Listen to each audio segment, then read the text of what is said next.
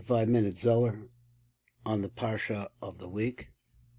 In this case, we're using Parshat Balak instead of Parshat Devarim. And this is the Matak B'Devash, which is the light print. The ZOHAR, of course, is the dark print. The ZOHAR says like this: Masha Kosov, where they had this passage that Balak, his name was Ben Sipor, he was the son of the bird. Hainu the comment the Amro, this is like, they say like this, Kamosha Amra Chaverim. He says,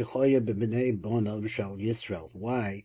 Some say, and this he says later on, we'll see this in the ZOHAR, that he was actually a grandson, something like that, one of the grandchildren of Yisrael.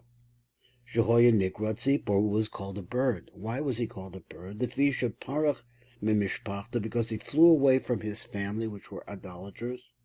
Katzipor, like a bird, the Nitchar v'Nisgayer, and he purified himself, and he became joy in the Jewish people.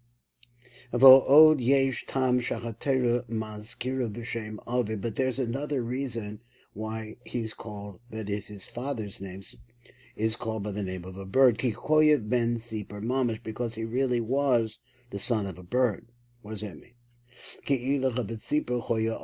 if the bird was his father, so what is this harshoy? Is in other words for witchcraft. So he said kishafim, that's what we call it, kishuv. There were many ways that there was a certain type of bird that they used in order to be able to practice witchcraft. And everything that Balak did was by the use of this bird.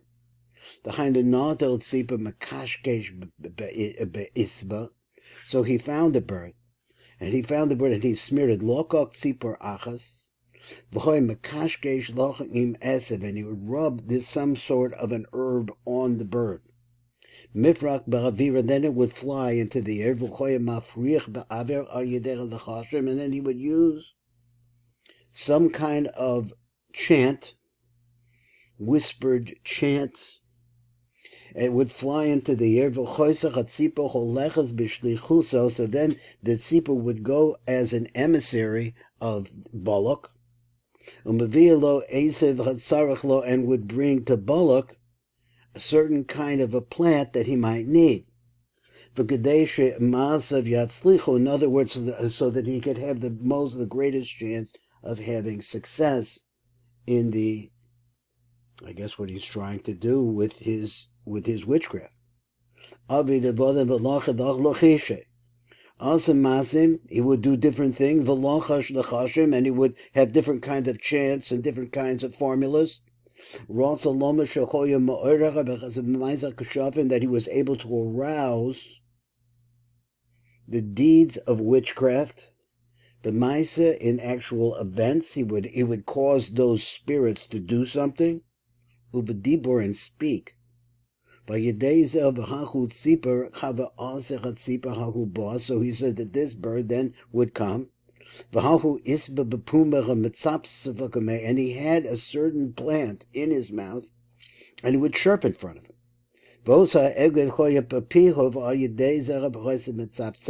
fun if he was chanting, he was chirping in front of him. And he would bring him up into a certain cage.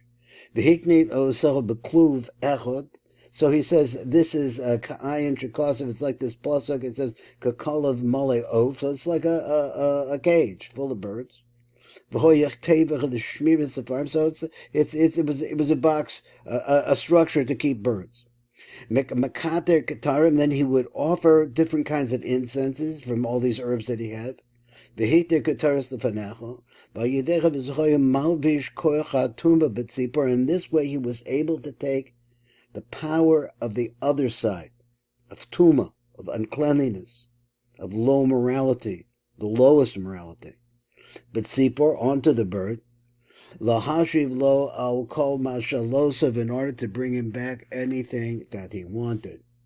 Vihu oda become a melim, and so this bird was able to tell him many different secret things. Tzipor hodia v'gilso become the Devarim shechoya wrote to the das, many different things that he wanted to know. That's Baruch Fleischman. This is the ZOHAR, the 5-minute ZOHAR. Parshat Devarim.